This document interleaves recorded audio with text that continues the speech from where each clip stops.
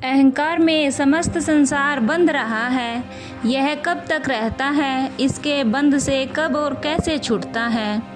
जो जीव की 5 अवस्था है वह ही इसके बंधन का कारण है। जब तक उनमें अहंकाता ममता रखता है तब तक इसकी मुक्ति होना असंभव है। इसकी 5 अवस्था तथा अभिमान का विशेष विवरण सुनो। जागृत, स्वप्न, सुषुप्ति, तुरीमा, तुरीयातीत, यह 5 अवस्था हैं। इनकी स्थूल, सूक्ष्म, कारण, महाकारण और कैवल्य, ये 5 देह हैं। इन्हीं के अभिमानी संसार सागर में बारंबार गोता खाते रहते हैं। जब तक इनमें वासना है तब तक अहंकार से मुक्त होना असंभव है। स्थूल देह के अभिमान में फंसा हुआ जीव अपने को सबसे बड़ा बुद्धिमान समझता है। सब कला कौशल का महाप्रकाशक, सबका ज्ञाता जानता है। इसकी दशा उस पादरी के समान होती है जो कि सोपन की दशा में पुस्तकें बनाता था।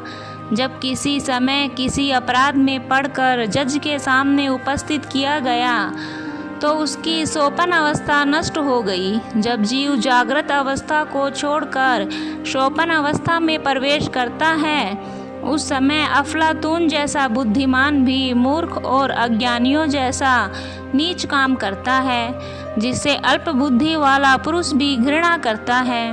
इसी कारण स्थूल देह, उसकी अवस्था तथा उसके कर्तव्य सब मिथ्या हैं। विद्या तथा धन के अभिमानी को विचार करना चाहिए कि जब उनके अभिमान के मूल विद्या तथा धन आदि दूसरी ही अवस्था में नष्ट हो जाते हैं तो तीसरी और चतुर्थ अवस्था में क्या गति होगी। जैसे जागृत अवस्था का अहंकार असत्य है, वैसे ही सोपन अवस्था की भी सब सामग्री मिथ्या है। इसी प्रकार सब अवस्थाओं के पदार्थ व अभिमान मिथ्या और मृग तृष्णा के जल के समान दुखदायी हैं। इन्हीं 5 के अभिमान में सारे अभिमानी बंद हैं। इससे बाहर जाने का मार्ग किसी को प्राप्त नहीं होता। इन 5 शरीरों के पार 6ठा शरीर हंस देह है। जिसको प्राप्त हो अहंकार नष्ट हो जाता है। जीव अपने यथार्थ स्वरूप को प्राप्त हो जाता है। जिनको उपरोक्त 5 शरीर और उनकी अवस्था की यथार्थ शुद्धि नहीं, वह कैसे ईश्वर को पा सकेंगे। संत लोग इनको भली प्रकार जानते हैं, उसको अपने वश में करके उनके ऊपर शासन करते हैं। जो इनकी विशेष शुद्धि नहीं रखता वह उनके बंधन में पड़ा हुआ दुखी होता है। क्या करे कि हंस देह शीघ्र प्राप्त हो।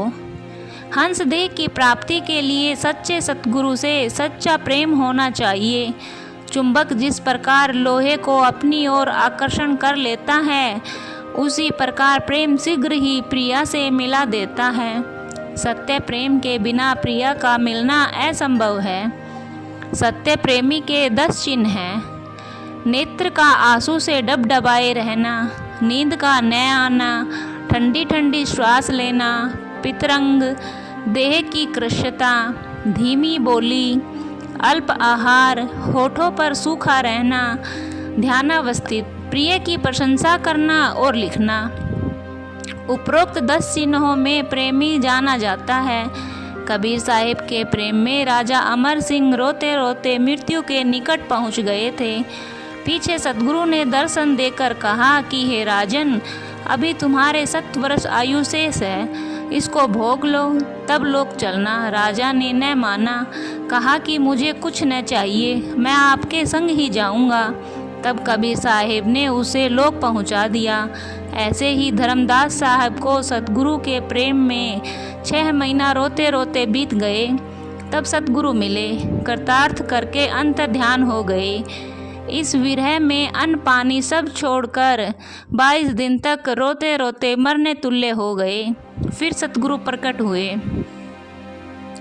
और दर्शन दिया। सिवरी भिलनी ईश्वर की भक्ति में ऐसी रंगी, प्रेम को इस पूर्णता तक पहुंचा दिया कि भगवान रामचंद्र ने उसके हाथ के बेर खाए।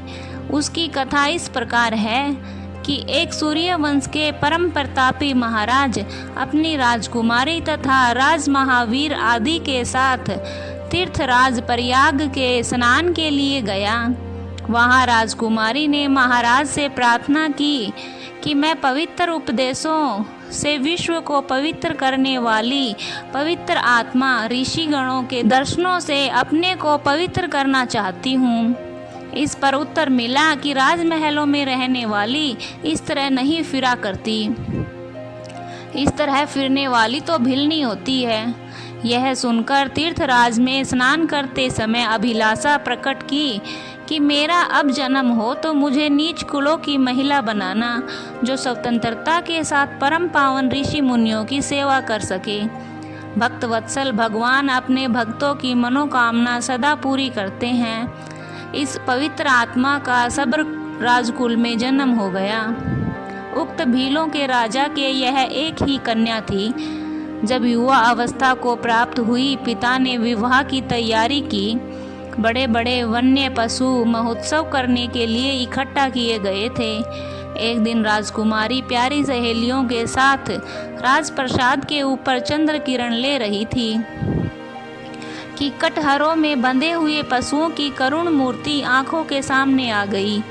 यही समय शिवरी के हृदय परिवर्तन का था। दर्द भरे शब्दों में सखियों से पूछा कि ये पशु मुझे क्यों दुख भरी आंखों से देख रहे हैं। उत्तर मिला कि हे भोली राजकुमारी, यह तेरे विवाह में काम आएंगे। यह सुनते ही शिवरी का मुख तेज से तमतमा उठा। झट बोली, ठीक है, ऐसा विवाह मुझे नहीं करना जिसमें अनंत जीव दुख पावें। भगवान से लो लगाई कि तू ऐसी नींद भेज दे कि सब सो जाए तो मैं महल के बाहर निकल जाऊं। जगदीश ने अपनी परम भक्त की मनोकामना पूरी की। शिवरी इस समय राजमहल का परित्याग करके वन को चली गई। यह एक वन में रहा करती थी। वहाँ ही पास में मतंग ऋषि भी रहा करते थे। शिवरी रात को छिपकर ऋषि के आश्रम में लकड़ी धर जाती, ऋषियों के स्नान करने के मार्ग को बुहार जाती। यह सब काम रात को इस भय से करती कि यदि ऋषि अथवा ऋषि के शिष्य देख लेंगे तो नीच जाति जान क्रोधित होंगे। ऋषि नित्य लकड़ी व मार्ग बुहारा हुआ देखकर आश्चर्य करते।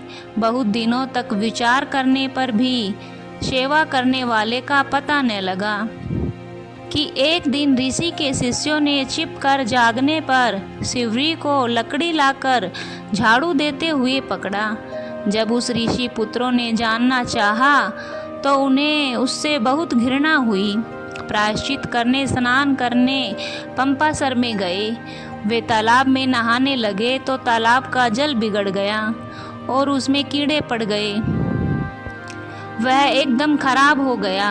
मतंग ऋषि ने शिवरी का हाल सुनकर उसे बुलाया, बहुत प्रेम पूर्वक आश्वासन किया, उसको अपनी चेली बना लिया। अपने शिष्यों को डांटा कि तुम लोग शिवरी से इतनी घृणा क्यों करते हो। इस पर तो हजारों ब्राह्मण निछावर हैं। मतंग ऋषि ने शिवरी से कहा कि तुझको रामचंद्र जी दर्शन देंगे। शिवरी ने अपने गुरु से सुना कि महाराज रामचंद्र जी का दर्शन होगा। रामचंद्र जी के दर्शन की चिंता में प्रेम में मगन हो गई। सदा महाराज के मिलने का स्मरण रखती। महाराज से मिलने के लिए दौड़कर इस मार्ग पर जाती जिधर से कि महाराज के आने का समाचार पा चुकी थी। दौड़ते दौड़ते उसके मन में आता कि हाय, मैं भिलनी हूँ, महाराज मुझसे कैसे मिलेंगे, मुझको नीच जाति जान घृणा करेंगे। ऐसा विचार होते ही किसी झाड़ी में छिप जाती, रोने लगती। फिर विचार करती महाराज पतित पावन है।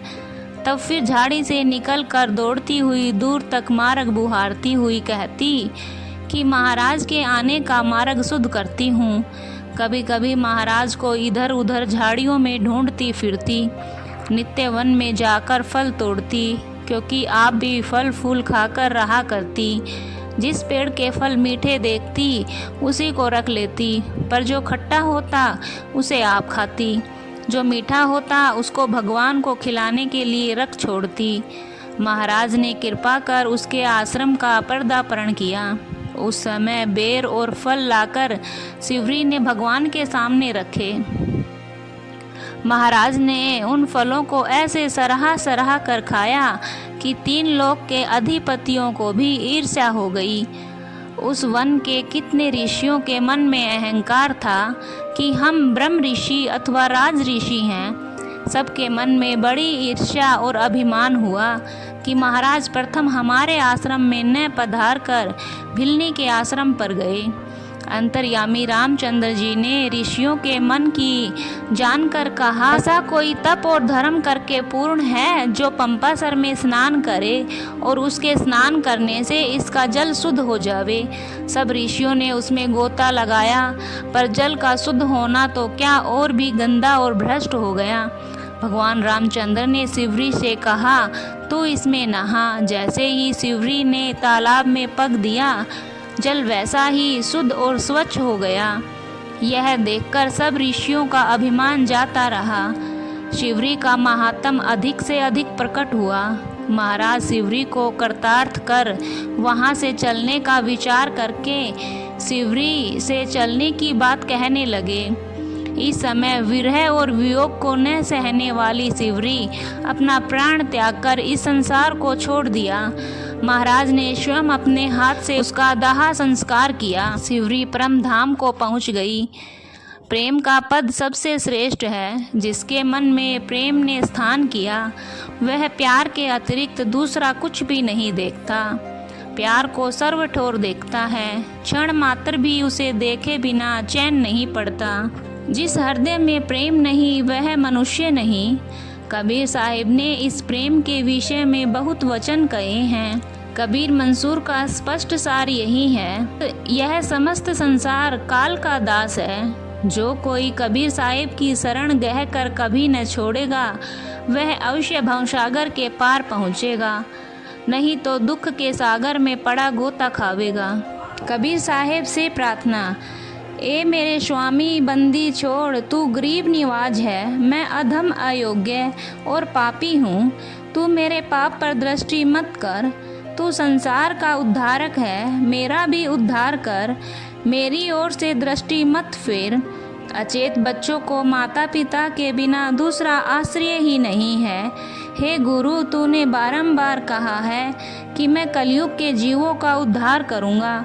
तू अपना वचन देख, मैं तेरी शरण हूँ। तू अपनी शरण की लाज रखकर मेरा विनय श्रवण कर। जो इस पुस्तक को पढ़े सुने और शिक्षा स्वीकार करे, उनको अज्ञान अंधेरे से निकाल कर आत्मज्ञान के प्रकाश से पूर्ण कर दे। सत्य कबीरो जयति। ग्रंथकर्ता का अंतिम निवेदन पाठक गणों से है कि दास ने यह पुस्तक संस्वेद के अनुसार लिखी है। जिस किसी का मन चाहे कबीर पंथ के विद्वानों से विचार करके निश्चय कर ले। यदि कहीं प्रमाण आदि में कुछ संदेह अथवा भेद जान पड़े तो कृपा दृष्टि से मुझे क्षमा करे, क्योंकि मनुष्य जीवन ही भूल से पूर्ण है।